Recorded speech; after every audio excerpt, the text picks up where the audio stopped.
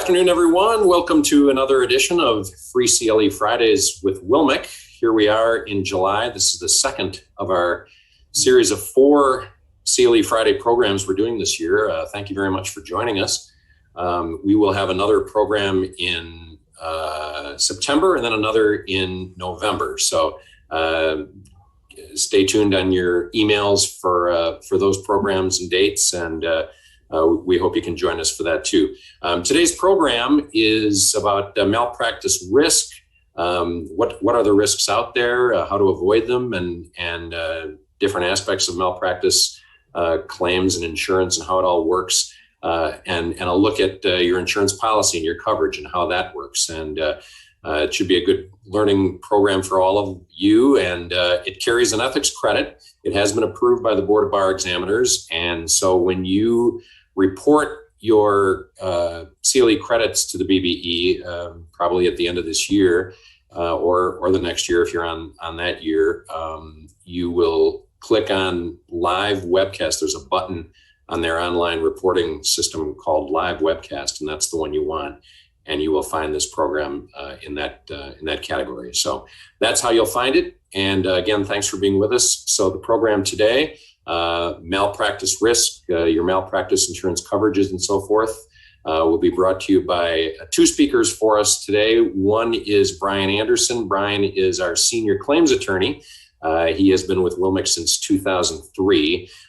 He has certainly seen his share of claims activity over the years, and he can share his experiences with all of you and help you avoid some pitfalls that he has seen other lawyers run into. And also with Brian today is Joe McCarthy. Joe is our Senior Vice President of Claims and Underwriting. Joe also has an insurance background, and so he is not only well-versed on what an insurance policy does for you and how claims work and how coverages work, but he, along with Brian, will share much of his experience with you as well. So thanks again for being with us today. Again, it does have an ethics credit, and I hope you enjoy the program. I'll now turn it over to Joe and Brian. Good afternoon, guys. Hey, Tom. Thanks, Tom. Thank you. So I'll start. If anybody, if you have any questions or anything, please feel free to jump in. It'll be much more entertaining if you interact with us rather than listening to Brian drone on for an hour. So I'll do my best to break that up for you. A little bit by way of background, a little bit more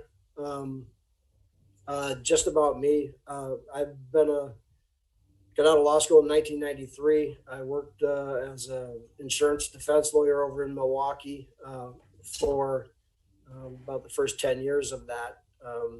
Then came back to Madison for a while, worked at another insurance company as a claims manager, went back into private practice for only about a year, and then just about 10 years ago took over this chair. So in that time when I was working at the other insurance company, I got the opportunity to travel all over the country and do mediations and get to see how law is practiced in almost every state in the country, but not quite all of them. So hopefully bring some insight into claims handling, ways to avoid claims, things to do, how to make it better once you're facing a claim, that sort of thing. Hopefully I recognize all the names if somebody pops up and has a question. I should know everybody out there, right? Brian, you want to give them a little background about yourself? Sure. I graduated in 92, a year before Joe. That's why I'm quite a bit smarter. No, I was with a general practice firm, which I never realized how important that would be in terms of the types of claims that we see at Wilmick, because we see the whole variety. In fact, bankruptcy, collections, estate planning, claims, personal injury, family law, business transactions, commercial law. I'm reading the list of the top 5 frequency of claims that we see. And we did all of that kind of work at the firm I was with, and when I started out of law school.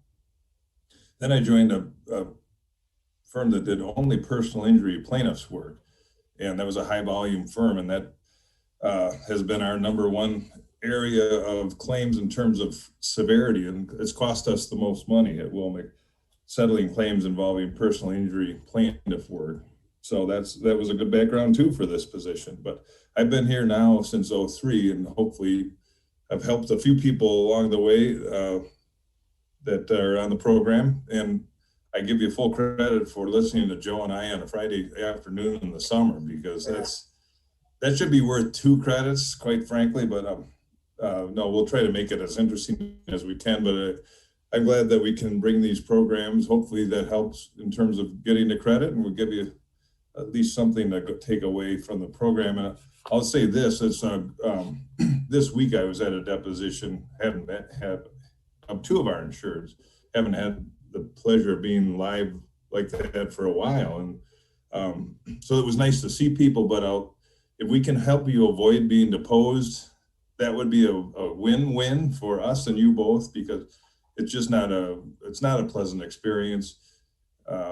It takes away its time, stress, and energy that you could spend otherwise, and you don't bill for it. So, and it costs you your deductible. So, if we help you avoid that situation, that would be great for us and you both. I know that, and it was a reminder this week, having been at the deposition. So anyway, but that's about that's a good background. And Joe, I guess we can take it away from there.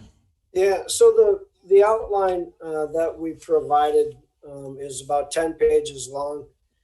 You know, that we have an hour, so there's no way we'll get through all of that. We'll sort of gloss over a bunch of it. There's a mix of information in here in terms of, you know, what a malpractice claim is, and then sort of some ideas about best practices in terms of communication with clients, both in the office and out of the office. As you can see, Brian and I are both at home today. This is still a remnant of the pandemic. We're sort of in a hybrid situation. Some days in the office, some days at home. Luckily, we've been able to do this without missing a beat for all of you policyholders out there. And then we'll talk a little bit too about the statistics, who's facing these claims, that sort of thing. And then we'll also talk about how your policy works. The other thing I would say is, if you have any questions after this seminar, by all means, feel free to email Brian and I, or even Tom, and we'll do our best to get back to you. But I think best place to start, Brian, is let's start with the elements of a malpractice claim, and we'll just start going through there. Yeah. So the one obvious thing you would think would be required before you could sue your lawyer or bring a claim against your lawyer or a grievance, you'd think you'd have to have an attorney-client relationship for there to be a duty. And you do. However, I'll caution that there's an exception, one big one in the area of estate planning, whereby a disinherited beneficiary, although maybe you've never met and you wouldn't have considered to be your client, there's an exception to the privity rule right there in that area of practice. And it's obvious. We'll talk about that more, about why that exception was carved. But the other piece I want to just stress there is, it's obvious to you often that who your client is. Sometimes it's not as obvious to the other side, especially when something goes wrong. And when I say the other side, we've had claims and even trials wherein the attorney was representing a seller, for example, but the buyer was unrepresented, and then later claimed that they thought the lawyer was representing both sides of the transaction or them as well, and didn't fulfill the duty owed. And sometimes there's a lack of communication because it's so obvious to the lawyer, you as the lawyer, about who your client is, but never hesitate to send that second piece of correspondence, or even right then and there hand a note to your non-client so as to dispel any notion that they're relying on your representation and you're their attorney. And it's easy to get sucked into that. And just make sure that both your actions and your communications are clear as to who you do and do not represent. Right. Yeah, and I think I can think of a couple claims we've had where you almost can't make it crystal clear enough, and that's why I think repeatedly writing letters to those people who aren't your client and saying, just so you know, I'm not your client. I represent these people over here. I think it's beneficial. It doesn't hurt anything to do that, and it may, in the end, help us out. Give us much more of a basis to stress that this person was told over and over again that I'm not their lawyer, and point out who you do represent. Because, as Brian said, in a sale of a business, that transaction, sometimes lawyers are writing to both the buyer and the seller, copying them in on letters. So being more as transparent as you can about that is always a good thing. And, we'll talk more about this as we go through this, but the whole communication piece of it is so critical. And I tell, especially young lawyers, when we have the chance to speak with them, putting things in layman's terms so that, the client understands what is being told to them. At law school, to some extent, we sort of learn the secret language, right? And especially litigators, you get into things and there's motion for this, motion for that. The client, this might be their only time they ever have a lawyer. So the language that we use sometimes that we all understand is confusing potentially to the client.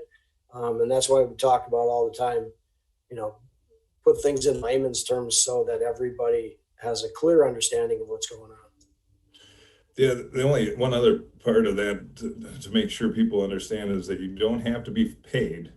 And so this cocktail advice situation survives and it's real, whereby if someone asks for your opinion as a lawyer and you give it to them, they rely upon it to their detriment, that's enough to establish that they relied on you and you breached a duty owed. So the old adage, and I'll give Sally Anderson, our old claims head, credit here, is no is a complete sentence. And I'm not the type that likes to do that. I think lawyers often get into this business because they try to help people.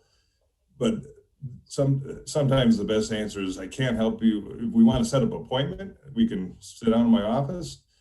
It sounds rude, but it honestly is better for you and the client, so you can think it through, understand the facts and circumstances before you give advice that may end up being given incorrectly and then relied upon to your detriment when a claim or a grievance is filed. So we're still going down the boring elements here, Joe. But let's go through them. Let's walk through the four elements, or the other elements, just so we complete that piece of it. Then we can move on. So if a claim is made, the client first has to establish a lawyer-client relationship, and we've carved around the side of that to show that that's easy to establish, and it's basically, it can be expressed or implied, and the tie goes to the client in this circumstance. You're not going to get the benefit of the doubt if the client thinks they were looking to you for advice. But secondly, the client would have to prove that the advice relied upon was negligent, and that usually requires an expert. So that's another area where some of these claims fall through. Someone is upset maybe with the advice that you provided, but can't find an expert to say that it fell below the standard of care. So you have to be negligent, and it's the client's call ultimately, so long as you advise of the pros and cons and allow the client to make the decision. You want to follow it up with the CYA / as I advise you letter, like Matt likes to talk about. But it's your job is to provide the client with the pros and cons and help them make the decision. And if it's different than what you might have advised, make sure you document that in writing. That's their call, but you certainly don't want to be left where you didn't tell me I could have explored X, Y, and Z. Yes, I did, and here's the letter that we did. You didn't want an appraisal on the house. It turned out to be much more valuable than any of us anticipated down the road. but make sure that's clearly documented. There may be reasons why they don't want an appraisal. Save money. That's a legitimate reason. I feel I know what the value is, the client says. Fine, but make sure that's in writing. We've had a few, especially when clients are stressed from an economic standpoint, and we've seen a few claims arising in the family law context, where down the road, they're now upset about the division of the property, for example. You want to just make sure you've gotten that buttoned up clearly with the client, that there are alternatives, and you discuss those, and it wasn't negligent to not have that appraiser, for example, so long as the client understood the pros and cons of that. But you want to make sure that it's clear why, that if the direction was taken different, then you might have advised that you're protected. Right. So we talk about this communication all the time and trying to be transparent. And I think that in the end, what you're really doing is, documenting sort of the contemporaneous part of this, so that, if you do get a claim, one of the first things that, Wilmic's going to ask you for is, let's look at your file and let's see what you knew when and what you told the client. And if there's pieces of that missing, it's much harder for us to say to the client, their attorney, and the court that, well, yeah, we did that. Trust me, we did it, but we don't have a letter to prove it. So writing, documenting what you've talked about with your client, sort of the advice you gave, the things that they brought up, and do it like in a timely fashion, so that you can, you can say, not only did we talk about this, we talked about it right away. And it was, there was plenty of time for the client to make a decision about which way do we want to go with this? What's the strategy with that? It sounds like a very simple, sort of obvious thing that we all do, right? That's what we do. But you'd be surprised how often, oh, jeepers, we forgot to, I forgot to write about that one, or I forgot to write him that letter, or that. So, it is a process that we highlight and talk to people about. Make sure that you do it, because it'll help you down the road and in the end. Sorry, Brian. Yeah. Oh, no. In the end, the client will also have to establish a causal relationship between the duty owed and the damage, and that the damages were collectible. And the best way I would describe this is it's a case within the case, so that a claim against an attorney doesn't get better than the underlying case would have been. And if you can think of a personal injury is a great, easy way to think about this. A statute may have been missed. That's certainly, it was your client, you were negligent, you had a duty to either advise the client to file on their own or file it within the statute of limitations. But in the end, if the underlying case was a tough liability case that would have not been successful for the plaintiff, for your client, it doesn't get better against you than it would have been against the underlying carrier. Or maybe it's against an uncollectible party, that you have a decent claim, but the person that injured your client was not going to be collectible, had no insurance, and had no ability to collect. And that's a hard one for clients to understand, but it's all a reason, and we'll get into the communication with your carrier.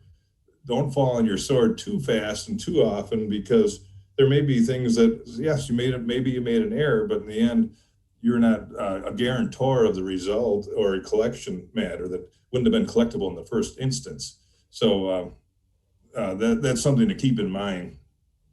And there may be ability to repair a situation from time to time. We've had an attorney call in where they think they missed the statute, but then there was a property damage payment that extended the statute. So there are things that maybe can resurrect the underlying claim.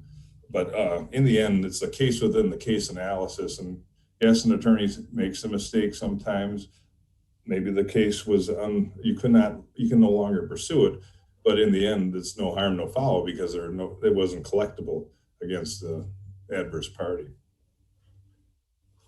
or liability could never be established, those type of things. Right. Yeah. And I think the kinds of cases that stand out for me that highlight that so well is missing a statute of limitations on something, but then, even if you hadn't missed the statute of limitations, if you were able to file the lawsuit against the negligent party, we really do get to back up and say there wasn't much negligence here. There was the case just didn't provide enough meat to it so that it's a dead bang winner. So we do get to step back, as Brian, as we talk about it all the time, try the case within the case. So, and that's why one of the first things you should do is talk with us. Let Brian and Matt help you with that. They handle these kinds of things every day. So, and are always looking at, okay, where, is there some way to repair this, some way to make this not quite as bad as it might seem initially. Yeah, and this, I think just to jump ahead, we're going to get there, but one of the things that we could take away from this program today would be, okay, so it was a long shot personal injury case. You talked to your client, he or she understood that. Liability was tough. You were going to pursue it, and then you missed the dang statute. I mean, that was not intended. You were going to maybe file it, but the client understood that it was going to be a real tough recovery. You have that meeting with call your carrier, and report it. So it's reported. This is what we would call a potential claim. Say you meet with your client and the client says, you know what, I knew it was a long shot. I'm not going to sue you. We're friends, and leave it be. But you still have a duty now to advise the carrier if you want coverage for that event, because the client may change their mind down the road. Maybe their injuries are worse than they anticipated, or they get frustrated, or they meet some plaintiff's personal legal malpractice attorney that says, boy, you should sue your attorney.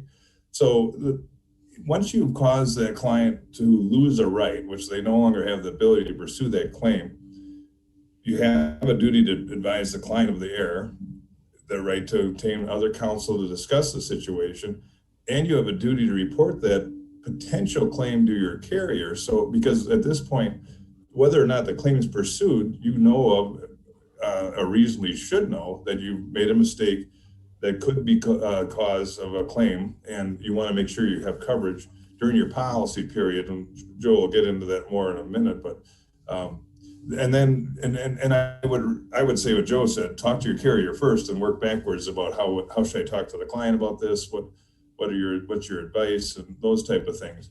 But you have it that way. You've reported it to your carrier. You're covered if and when this ever goes sideways. I talked about the fact in prior programs that 70% of the claims we open end up closing with no payment. And so, and we don't, I can only speak, Joe and I are Wilmec people. So the mere fact that someone reported this, I missed a statute, I don't think it's going to be a claim, I need to talk to the client, it will have zero impact in terms of the premium. Joe, you're the underwriter, but I know I would recommend that circumstance, I wouldn't change hold it against an attorney for reporting it. And Joe, and I'm sure you would echo that's how you would underwrite that. Right. Yeah. So that one of the things that we do, Brian and Matt and I, we talk all the time about as you go through the reissue process, when you send in your reissue application to us, we talk all the time about, is there an open claim, or have there been claims in the past? And we are always talking about the risk that's there, the likelihood that there will be a payout on it, those sorts of things. But, our main goal, one of our main goals is to get you to report this stuff so that, one, it falls within the policy period, so that you follow the language of the policy so that you don't lose the right to report it to us and have coverage. And we'll get into that in a little bit more, but then, we want to know what's going on out there. We want to be able to help you. We want to be able to help repair something if if you're facing something. And the other piece of it is we want to be able to talk to you and say, okay, we'll get this figured out. Don't panic on this, and let us help you. But then we sort of look at it. It rarely has an impact on your rating, your premiums, those sorts of things. When you get to the end of a claim, if there's been an indemnity payout, if you paid out a settlement to the other side, then your premium is going to get hit a little bit. But simply reporting, talking with Brian and Matt and I about what's going on and letting us help you, I'll say 99% chance that it's not going to have any impact on premium for sure, and not much of an impact on how we view you as an insurable entity either. So one of the good things about us at Wilmick is we've all been in private practice. So hopefully we bring some insight to what you're facing out there. And as a result, we'd rather see you err on the side of reporting something to us and let us help you. And we don't want to then turn around and, slap you on the hands for doing that. We have an interest in you telling us about stuff so that we can help you out with it too. So we're sort of moving along here, which is great. I'll just talk about the Supreme Court rule on communication is in the outline. It's there so you can see it. One of the things that I think about when I read this rule and talk to people about it is, there's talks about, consulting with your client, figuring out how you're going to be able to reach the client's objectives is the way the rule talks about it. And then keeping the client reasonably informed. That piece right there is a way for you to manage expectations with your clients. When Brian and I got out of law school all those years ago, you wrote letters to a client. Nobody had a cell phone, fax machines. Probably even no fax machines existed back then. Brian was still using a crayon and paper mostly, but the point is the expectation of clients today, because of our ability to communicate so immediately and quickly, has changed. So one way to manage the expectations of your clients is to say, okay, here's how we're going to do this. And just talking with your client about here's how I'm going to communicate with you, not only addresses the issues in the Supreme Court rule, but it also allows you to manage that relationship, hopefully to your benefit, as opposed to being worried about getting right back to somebody, immediately.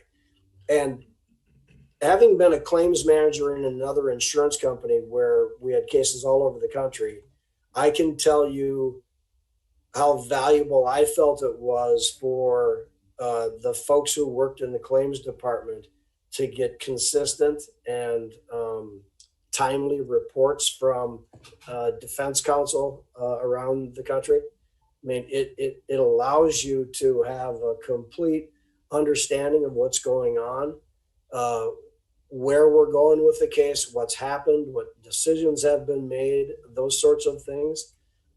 It seems to be an obvious thing that you would do, but some lawyers are better at it than others. And if you do it consistently, you'll just continue to get better at it. And it really is something that benefits you because it's helping your client understand what's going on in their case and keeping them as well informed as you possibly can. Brian, I'm going to suggest we move on to I think maybe should we start talking about the policy and how it works, or where do you want to go now? Sure. The only thing I was thinking about that even since I joined Wilmick, there used to be the sound of the and when I was in practice of that bait stamp when the mail came, and you'd hear it, for about 5 minutes worth of. And now it's gone to very few in the claims area because it's all email, and I just do worry a tad about.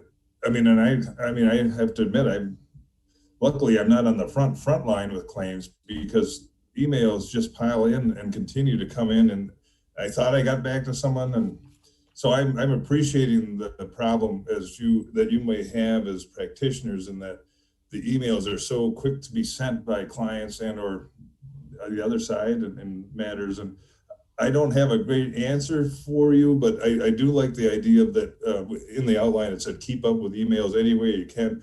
Even a response saying, thanks, I got it, I'll get back to you. We've seen more grievances where a client is really angry about thinking they've been ignored or that their attorney doesn't care about them or their case. And quite honestly, sometimes it simply is buried in, they don't appreciate the fact that that's not, as Joe said, you're their only attorney. I mean, in their mind, they're not your only client often, but I just want to, I don't have an answer, but I do appreciate the risk. And that sometimes sets the whole tone in a bad way when the legal malpractice claim is because the client felt they weren't being responded to and you weren't being appreciative of their emails. And so set the tone. Maybe it's as simple as having a discussion at the outset that I'm going to try, give me 24 hours. I'll get back to you as soon as I can, but whatever expectation and whatever kind of parameters you set, try to make sure you keep those, because the client's going to have their 23.59 second watch on, and keep up with those. Check your clutter, check your spam. It's just the way it is, but things can fall through the cracks is all I'm saying on the electronic communication. Yep. Yeah. And I think we've realized this year through the pandemic and the things that we've changed, sending things electronically as often as we can, as opposed to writing, printing out that document, sticking it in an envelope and mailing it. How often things do go into your junk folder and your spam folder. And I'll get a call from somebody and say, geez, I haven't seen my quote yet. We sent it out, check one of those two folders, and sure enough, people find it. So it does happen. And it's and sometimes when emails come from businesses, that's where they're getting caught and thrown into a spam folder or a junk folder. So just be cognizant of that and do the best you can with it. Let's talk about your insurance. Go ahead, Brian. Oh, no, I agree.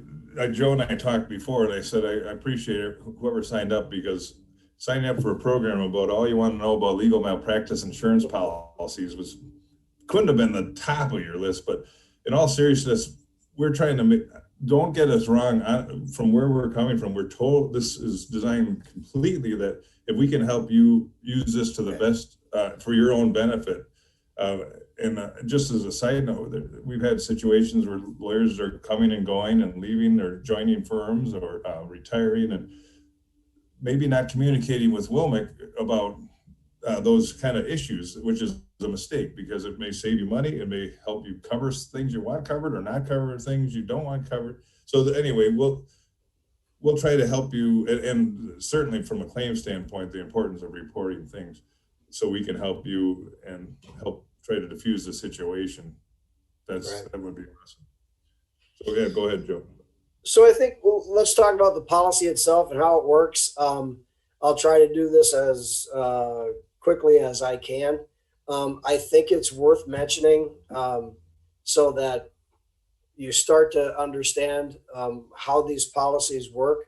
These are called claims-made policies. Essentially, as far as I know, all of the legal malpractice policies out there today are claims-made policies. And you'll hear all the time from us, or you'll see in writing from us, claims made and reported. So what the obligation on your part is to let us know as soon as you know when someone is making a claim, or you realize, oh boy, I think I've made a mistake here. There's a potential claim hanging out there. Let us know as soon as you can, because you want to be able to say, I heard about this, or I thought about this, I found this, or my client asked me directly You want that to happen within the policy period that you have in front of you. And that's what that claims made and reported language is talking about. So another another comparison is that I talk to people about all the time is these claims made policies are different than your auto policy or your homeowner's policy. Auto policy might be the easiest thing to understand. The policy that you have on your car today is going to cover an accident that takes place while that policy is in place.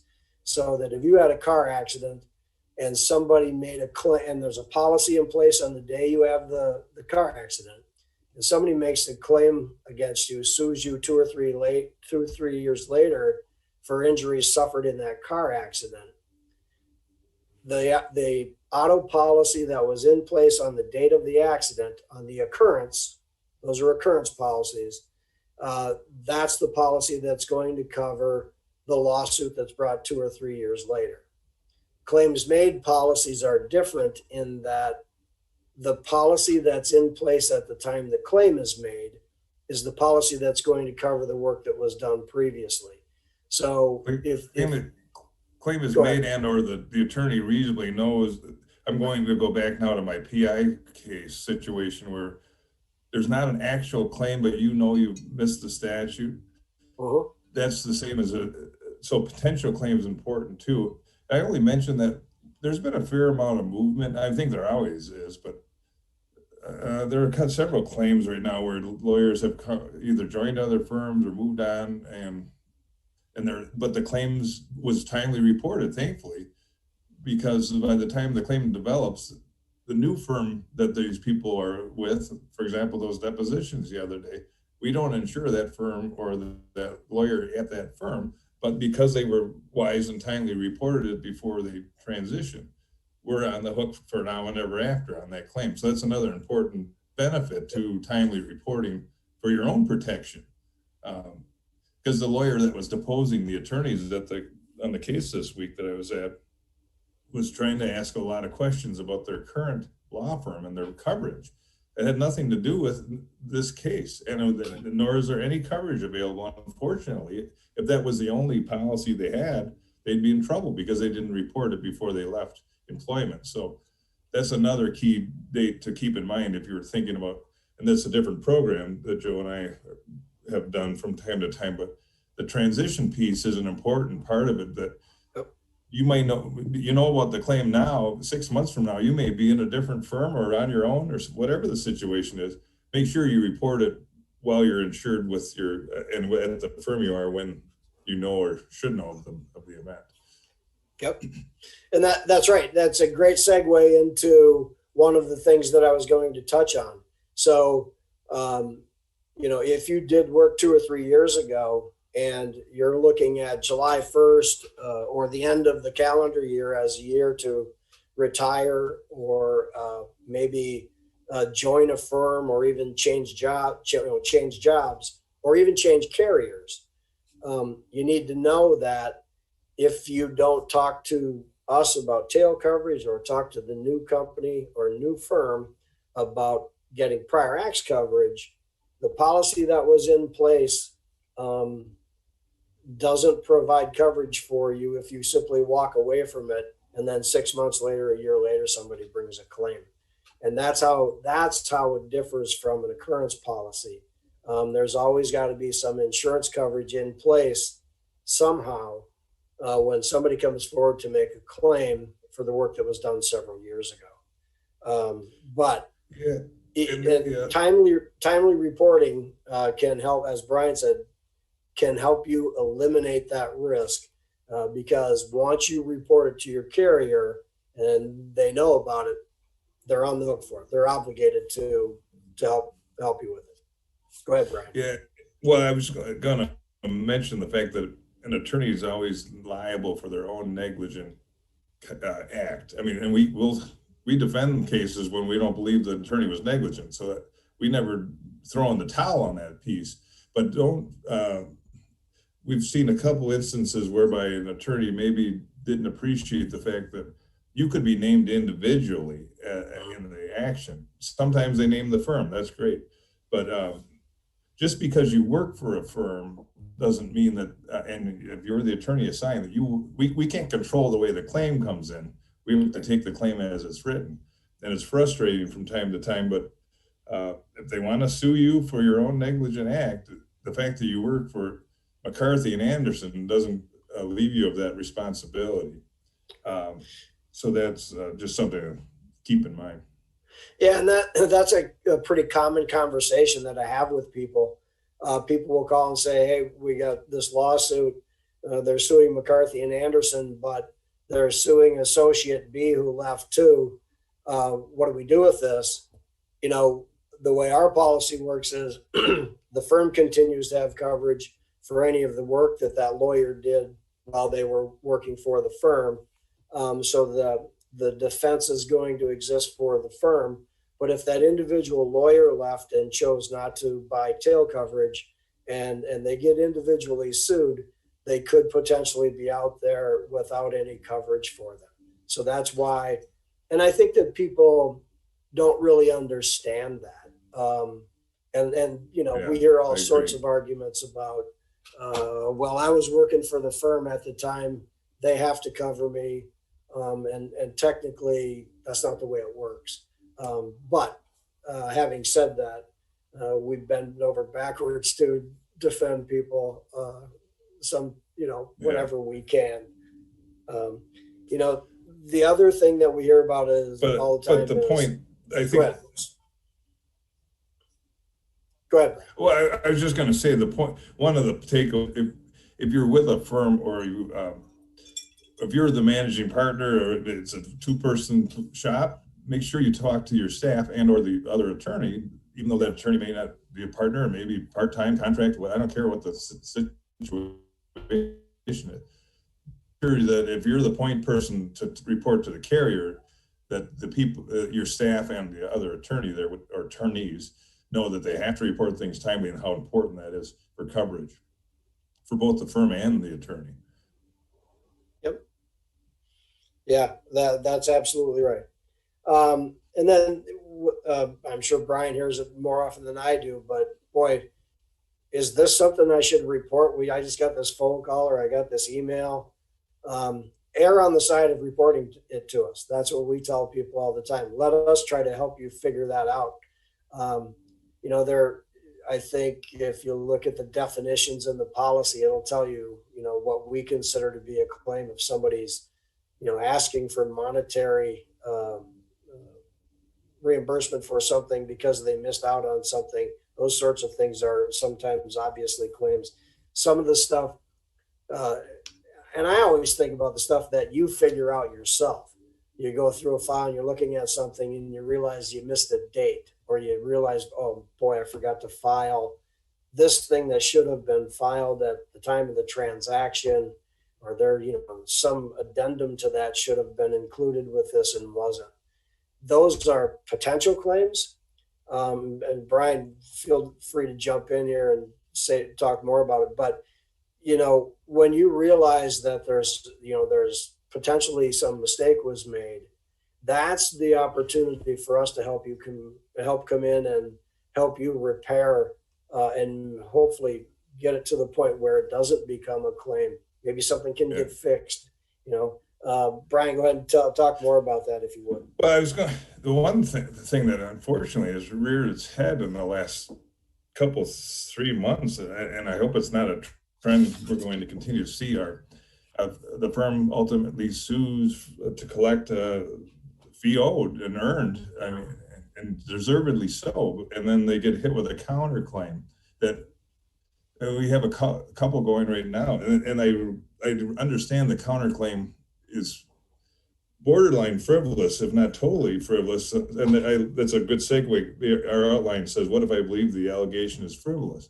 Well, it may be, but ultimately it may be, but the allegation in the counterclaim is that you failed to provide proper and competent legal services, thus I don't owe this bill. They made a legal malpractice claim now against your firm, and you have the right, you have the duty to report that to your carrier if you wanted coverage for it.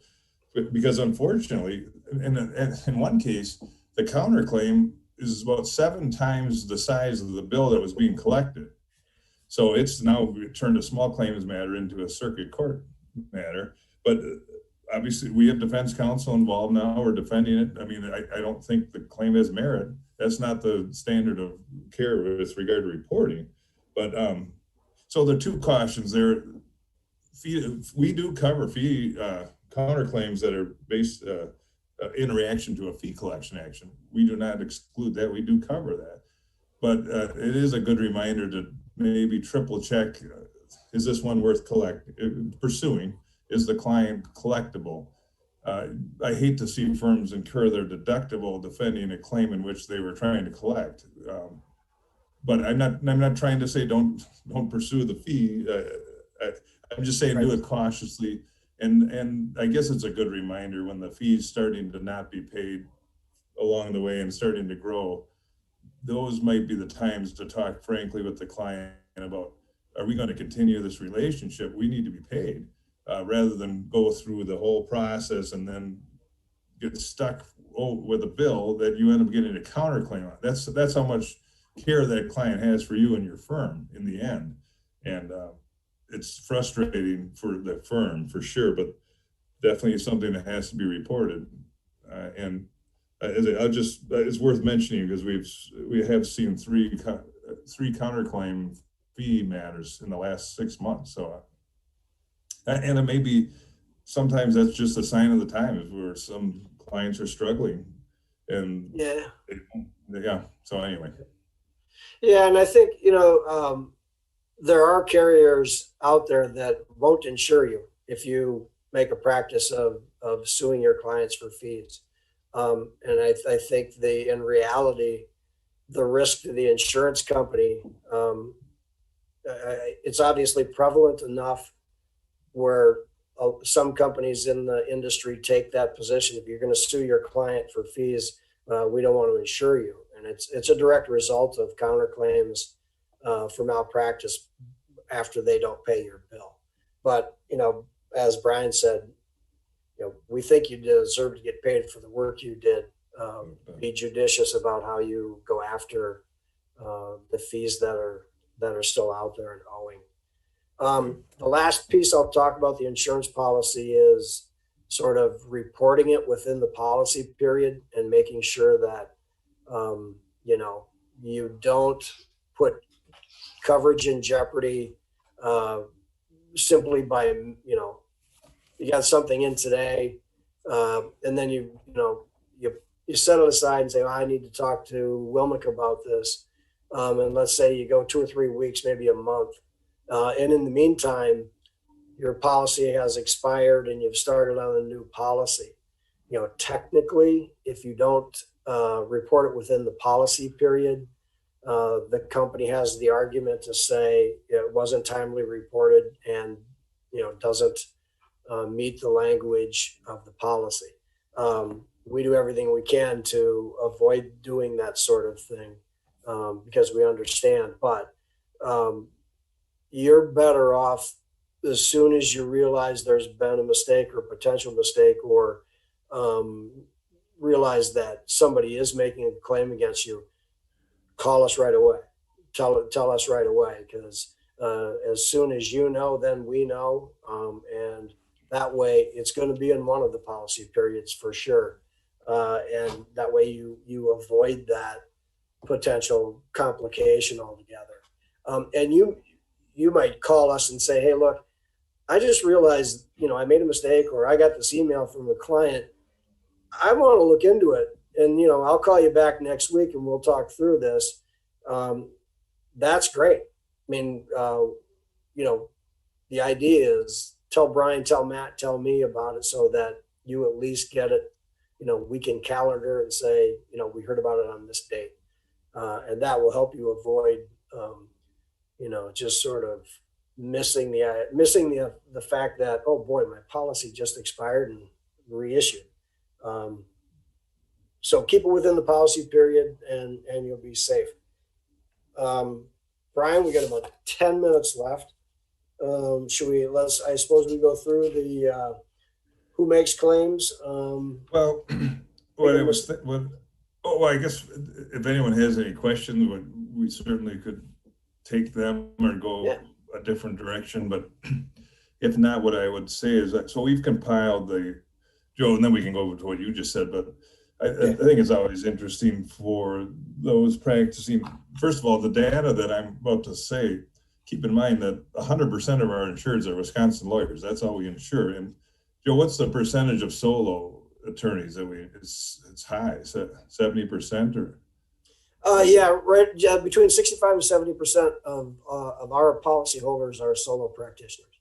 Yeah, I like to say that because the claims data is really, that's who brings us in. We're not talking about some national giant firm in Chicago or something. This is you, and this is what we're seeing.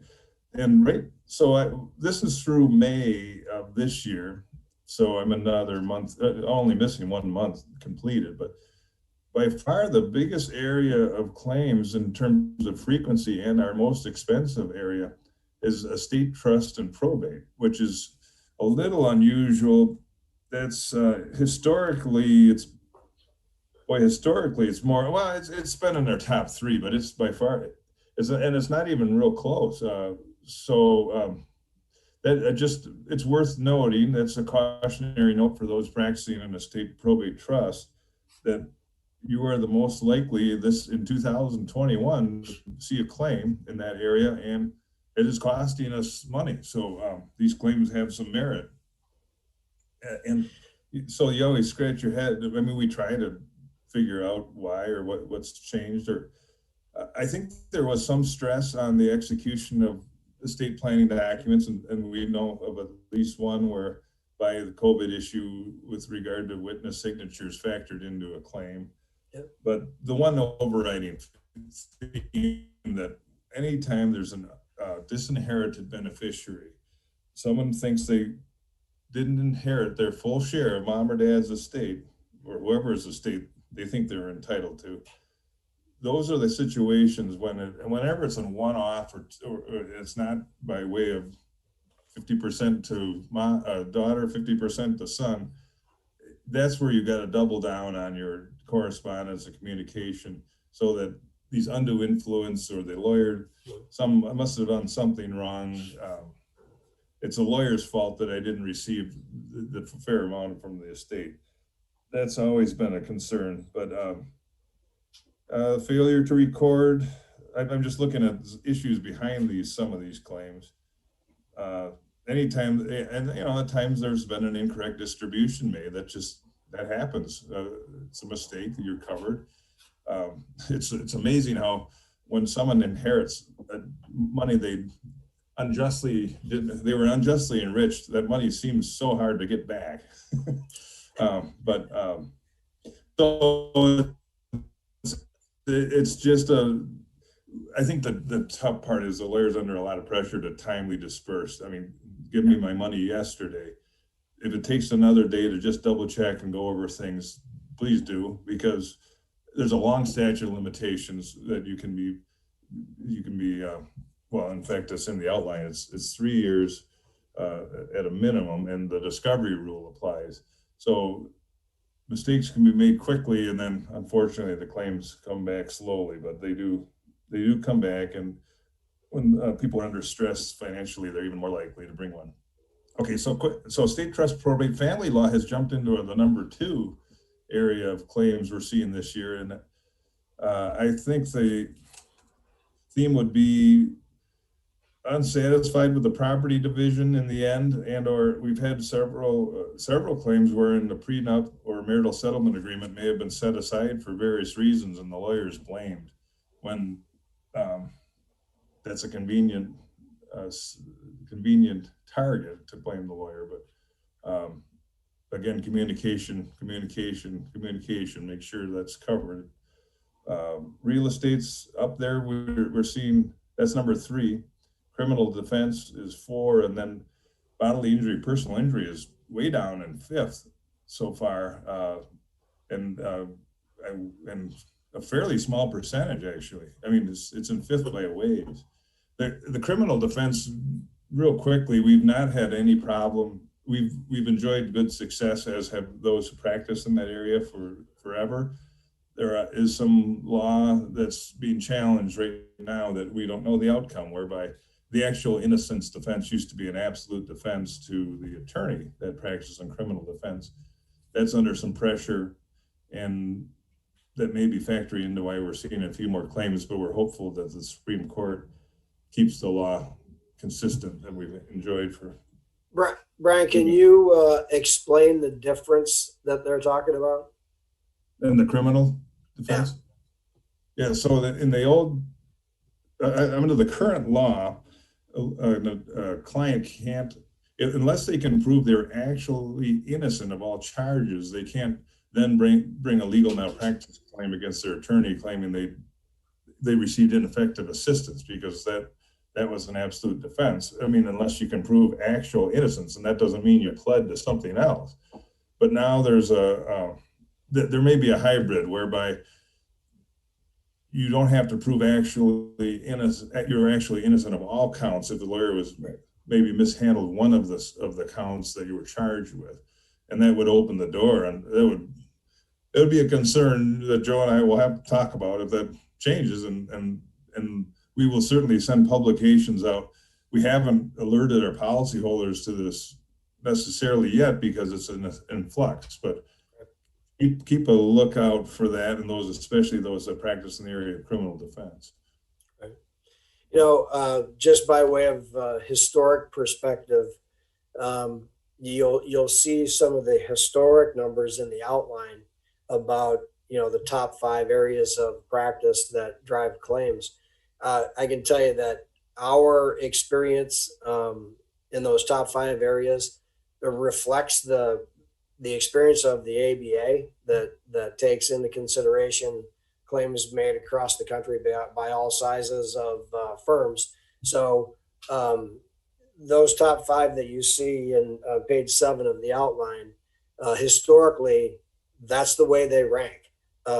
With the exception of maybe bankruptcy collection, that has been a hot area probably the last 7, 8, 9 years, and we're hearing now that bankruptcy sort of work is slowed down. It'll probably pick up again. But so to know now that in 2021, what we're seeing is taken that 1 through 5 and sort of flipped it on its head, where bodily and personal injury plaintiffs' work is at the lowest. It has always been number 1, I mean, across the board. So it's kind of interesting to see what's going on there. What's driving it? I don't know. Maybe economic conditions, all sorts of things going on over the course of this last year, anyway. Although, Joe, the only bad part is we can get that down in area and frequency, but when you pay a big one, it still hurts. It does. It does. But well, Joe, we're about to the. We're right there. Hour. Yeah. If anybody has any questions, let us know. Again, afterwards, if you want to send us an email, please feel free to do so. We'll do our best to get back to you, even next week or whenever you want to call or send us an email. We'd invite you to do that. Thanks for paying attention, and thanks for being here. That should wrap it up. Brian, anything else?